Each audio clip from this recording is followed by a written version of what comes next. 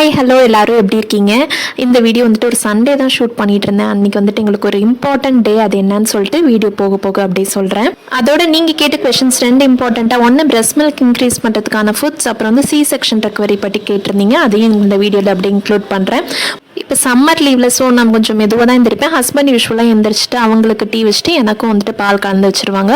நான் ஹர்ஷுக்குட்டிக்கு வந்துட்டு food prepare பண்ணுறேன். இது வந்து நெக்ஸ்ட் பேட்ச் ப்ரிப்பேர் பண்ணுறப்ப ரெசிபி போடுறேன்னு சொல்லியிருந்தேன். பட் நெக்ஸ்ட் பேட்ச் வந்துட்டு ப்ரிப்பேர் பண்ணலை. நான் அடுத்தடுத்து வேறு ரெசிபிஸ் கொடுக்குறதுனால கஞ்சி பெருசாக இப்போ கொடுக்குறதில்ல. இது ஜஸ்ட் எப்படி பண்ணுறதுன்னு சொல்கிறேன். நம்ம ஒரு கப் வந்துட்டு சாப்பாட்டு அரிசி, எந்த அரிசியாக இருந்தாலும் ஓகே, ஒரு கப் அரிசிக்கு வந்துட்டு ஒரு 2 ஸ்பூன் அளவுக்கு தான் பொட்டுக்கடலை, ரொம்ப சேர்க்கக்கூடாது. இது ரெண்டுமே தனித்தனியாக வறுத்துக்கணும். அரிசி நல்லா வாசம் வர வரைக்கும் வறுத்துக்கணும். அதே மாதிரி தான் பொட்டுக்கடலையும். கலர்லாம் எதுவும் பெருசாக மாறணுங்கிறது தேவையில்லை. அப்புறம் பவுடர் பண்ணிவிட்டு நம்ம ஸ்டோர் பண்ணி வச்சுக்கலாம். குழந்தைங்களுக்கு பண்ணுறப்ப பல்காக ப்ரிப்பேர் பண்ணுறது பெஸ்ட் ஆப்ஷன் இல்லை. முடிஞ்ச அளவுக்கு கம்மியான பேட்சஸில் ப்ரிப்பேர் பண்ணிக்கணும். அப்போ தான் வந்துட்டு ஃப்ரெஷ்ஷாக இருக்கும், நல்ல வாசமாக. பிரெஸ்ட் மில்க் இன்க்ரீஸ் பண்ணுறதுக்கான ஃபுட்ஸ்ன்னு பார்த்தீங்கன்னா ஒவ்வொருத்தவங்களுக்குமே சில இது கொஞ்சம் சூட் ஆகும். இது சாப்பிட்டா நல்லா பால் வர மாதிரி ஒரு ஃபீல் இருக்கும். அந்த மாதிரி எனக்கு தெரிஞ்சதெல்லாம் நான் சொல்கிறேன். மெயினாக வந்துட்டு வாட்டர் இன்டேக் தான் ஃபஸ்ட் இம்பார்ட்டன்ட் திங். நிறைய தண்ணி குடிக்கணும். அப்புறம் இந்த பூண்டு, நான்வெஜ் சாப்பிட்றது, அப்புறம் ஜவ்வரிசி பால்னு சொல்லுவாங்க, இல்லை பாயசம் மாதிரி ஜவ்வரிசி கிழங்கு, அந்த மரவள்ளி கிழங்கு அதெல்லாம் சாப்பிட்றது. எனக்கு சிக்கன் சாப்பிட்டா எனக்கு என்னமோ பால் அதிகம் இருக்க மாதிரி தோணும். பட் நான் நாட்டுக்கோழி தான் எடுத்துப்பேன். பிராய்லர் வந்துட்டு நான் ப்ரிஃபர் பண்ண மாட்டேன். எதாக இருந்தாலும் ஹெல்த்தி ஃபுட்ஸாக நிறைய சாப்பிட்டாலே, நம்மளுக்கு வயிறு ஃபுல்லாக சாப்பிட்டாலே நான் கண்டிப்பாக பால் இருக்கும், அதில் டவுட்டே இல்லை. அப்புறம் சி செக்ஷன் ரெக்கவரி தான் கேட்டிருந்தீங்க. நான் இது வரைக்கும் தனியாக இந்த எக்ஸசைஸ் அந்த மாதிரிலாம் பண்ணல. பிரெஸ்ட் ஃபீடிங்லேயே பார்த்தீங்கன்னா நல்லா நம்மளுக்கு வயிறு குறையும். ஸ்லோவாக தான் நம்மளும் ரெக்கவர் ஆகும். எனக்கு கிட்டத்தட்ட 1 மந்த் கிட்டே பெயின் இருந்துச்சு. ஃபஸ்ட்டு டெலிவரி அப்போ ஒரு 10 டேஸ் தான் இருந்துச்சு. இந்த செகண்ட் டெலிவரி அப்போ எனக்கு 1 மந்த் 40 டேஸ் கிட்டே கொஞ்சம் பெயின் இருந்துச்சு.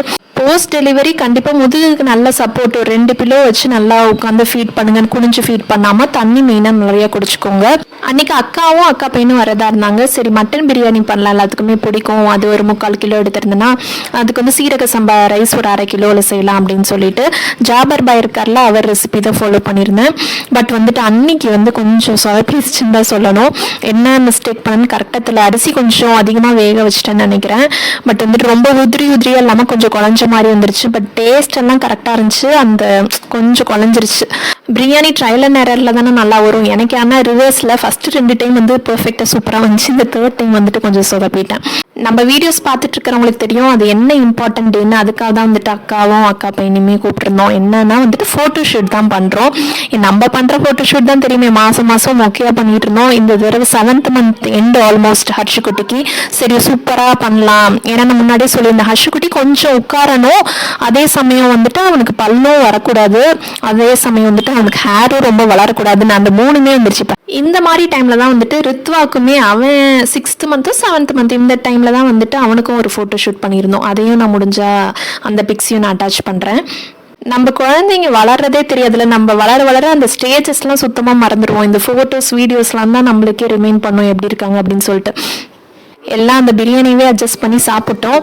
பார்த்தீங்களா 3 பேருக்கும் ஒரே ட்ரெஸ்ன்னு சொல்லியிருந்தேன்ல, அர்ஜுனுக்கும் அப்புறம் அதே மாதிரியே எடுத்தாச்சு. எனக்கு ரொம்ப பிடிச்சிருந்துச்சு இந்த ஒயிட் வித் ப்ரௌன் காம்போ. ஹர்ஷுக்குட்டிக்கு செம்ம க்யூட்டாக இருந்துச்சுன்னு தான் சொல்லணும். நானும் ஒரு ஒயிட் ஷேடில் இது ஏற்கனவே நம்ம பர்ச்சேஸ் பண்ணது கூட பார்த்துருப்பீங்க. அந்த மாதிரி ஒரு காம்போலேயே எல்லாருமே போட்டு ஃபேமிலி பிக் ஒன்று எடுத்தால் அது சூப்பராக இருக்கும்னு சொல்லிட்டு ஃபோட்டோ ஷூட் பண்ணுறதுக்காக எல்லாருமே வந்துட்டாங்க. இவங்க தான் வந்துட்டு நம்மளுக்கு பண்ணி கொடுத்தாங்க. பிரியங்கா ஃபோட்டோகிராஃபி அப்படின்னு சொல்லிட்டு நாமக்கல் மட்டும் இல்லை, இவங்க எல்லா ஊருக்குமே போய் எடுக்கிறாங்க. ரொம்ப நல்லா பண்ணி கொடுத்தாங்க. இவங்களோட டீட்டெயில்ஸ் எல்லாமே நான் வந்துட்டு டிஸ்கிரிப்ஷன்லையும் கொடுக்குறேன், கீழே காண்டாக்ட் நம்பரும் கொடுக்குறேன், வேணா செக் பண்ணி பாருங்கள். ஹர்ஷுக்குட்டி எல்லாம் புதுசாக இருக்குது என்னன்னு திருன்னு கொஞ்சம் முழிச்சிட்டு இருந்தான். அவ்வளோவா சிரிக்கவே முடியல. அவன் யூஸ்வலாக நல்லா சிரிப்பானா, அவங்க எல்லாம் புதுசாக இருக்கணும்னு டக்குன்னு சிரிக்க மாட்டேன்ட்டான். ஏதேதோ விளையாட்டு காமிச்சு எப்படியோ ஒவ்வொரு இதுலேயும் எப்படியோ சிரிக்க வச்சாச்சு. நிறைய பேக் ட்ராப்ஸும் எடுத்துகிட்டு வந்திருந்தாங்க, நிறைய ப்ராப்பர்ட்டிஸும் எடுத்துகிட்டு வந்திருந்தாங்க. அவங்க ஸ்டூடியோக்கு போயே வேணாலும் எடுக்கலாம். பட் அந்த டைமில் வந்துட்டு எங்களால் போக முடியல. ஸோ தட் பரவாயில்லன்னு வீட்டுக்கே எல்லா செட்டப்பும் எடுத்துகிட்டு வந்துட்டாங்க. ஹர்ஷுக்குட்டிக்கு இந்த ஹேரை சரி பண்ணுறதுலேயே நிறைய நேரம் போயிடுச்சு. இந்த கிளிப்பு குத்திக்கிட்டே இருந்தோம் மாற்றி அங்கேயும் இங்கேயும். ஹர்ஷகுட்டியை கூட எப்படியோ உட்கார வச்சு ஃபோட்டோ எடுத்துடலாம் போல். இந்த ரித்வா பையனை வந்துட்டு ஒரு போஸ் கொடுத்து அவனுக்கு தெரிய மாட்டேங்குதா, நம்ம ஒன்று சொன்னால் அவன் ஒன்று பண்ணுறான். ரித்வா வந்துட்டு போஸ் கொடுத்து எடுக்க வைக்கிறது தான் கொஞ்சம் கஷ்டமாக இருந்துச்சு. ரித்வாவை போஸ் கொடுக்கறதுக்கு சொல்கிறேனே, ஆக்சுவலாக போஸ் கொடுக்குறதுன்னு பார்த்தா எனக்கும் வராது, யாருக்குமே வராது. இந்த போசிங் ஐடியாஸ்லாம் அவங்களே பார்த்துட்டு சொல்லியிருந்தாங்க. நானும் கொஞ்சம் எடுத்து வச்சிருந்தேன். ஸோ அப்படி இப்படின்னு ஏதோ ஒரு ஃபோட்டோ எடுத்துட்டோம்னு வச்சுக்கோங்க. அப்புறம் இவங்க மூணு பேத்துக்கு தான் எப்படி உட்கார வச்சு எடுக்கிறதுனே ஒன்றும் புரியல. ஃபுல்லாக பார்த்துட்டே தான் இருந்தோம். பட் ஹர்ஷு டக்குன்னு அந்த சேர்ல இருந்து விழுந்து ஒரே அழுக. அப்புறம் அப்படியே எல்லாம் ஸ்டாப் பண்ணியாச்சு. அவனையும் அப்படியே அழுது கொஞ்ச நேரத்தில் தூங்கிட்டான். ஒரு மாதிரி ஆயிடுச்சு. பட் ஆனால் தேங்க்ஃபுல்லி எந்த காயம் எந்த அடியும் படலை. அப்புறம் அவன் தூங்கிட்டதுக்கப்புறம் இவங்க 2 பேத்துக்கும் சரி வச்சு எடுக்கலாம் அப்படின்னு சொல்லிட்டு ரித்வாவையும் அர்ஜுனும் ஒரே மாதிரி ட்ரெஸ் நல்லா இருக்குல்ல, இது உங்களுக்கு சூப்பராக அமைஞ்சிருச்சு. அப்போ நல்லா இருந்துச்சு ஃபோட்டோஸுமே. நீங்கள் ஃபோட்டோ ஷூட் பண்ணுறீங்கன்னா ஒரு இது நான் என்ன உங்களுக்கு ரெக்கமெண்ட் பண்ணுவேன்னா, நிறைய போசிங் ஐடியாஸ் பார்த்து வச்சுக்கோங்க.